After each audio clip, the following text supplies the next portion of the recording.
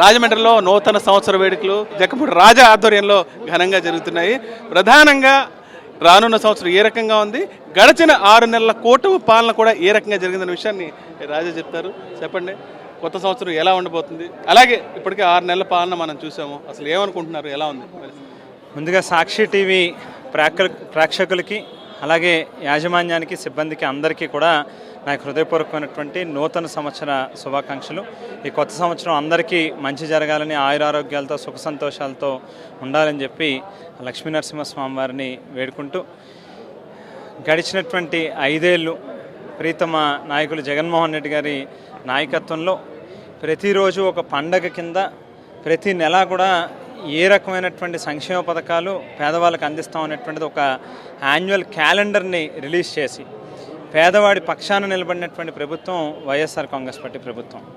మరి జగన్మోహన్ రెడ్డి గారి సారథ్యంలో గడిచినటువంటి 5 ఏళ్ళు కూడా పేదలందరూ కూడా చాలా సంతోషంగా ఆనందంగా గడిపారు. అయితే దాదాపుగా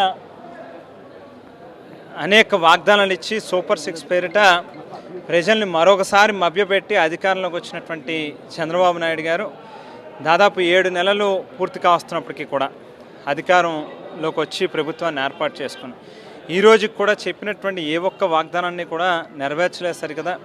ఇసుక రేట్లు ఆకాశాన్ని అంటుతూ ఉన్నాయి, కరెంటు బిల్లులు పెంచేసినటువంటి పరిస్థితి కనిపిస్తూ ఉంది.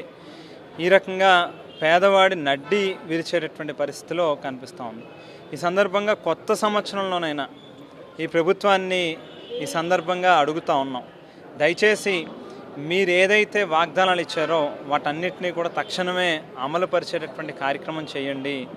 లేనటువంటి పక్షంలో చరిత్రహీనులుగా మిగిలిపోయేటటువంటి పరిస్థితి ఉంటుంది. 2024 సంవత్సరం మీకు ప్రజలు పట్టం కట్టి ఒక అవకాశం ఇచ్చారు, దాన్ని సద్వినియోగం చేసుకుని ప్రజలకు మంచి చేసేటట్టుగా చేయండి తప్పితే లేనటువంటి పక్షంలో ఖచ్చితంగా ఎక్కువ రోజులు ఉండదు మీ పాలన. ప్రజలే తిరుగుబాటు చేసి మిమ్మల్ని గద్దెదించేటటువంటి కార్యక్రమం చేస్తారు. కాబట్టి దయచేసి ఇచ్చినటువంటి వాగ్దానాన్ని నెరవేర్చుకోండి అని చెప్పి మాత్రం ఈ కొత్త సంవత్సరం సందర్భంగా ఈ కొత్తగా ఏర్పడినటువంటి ప్రభుత్వాన్ని కూడా ఈ సందర్భంగా డిమాండ్ చేస్తూ ఉన్నాం.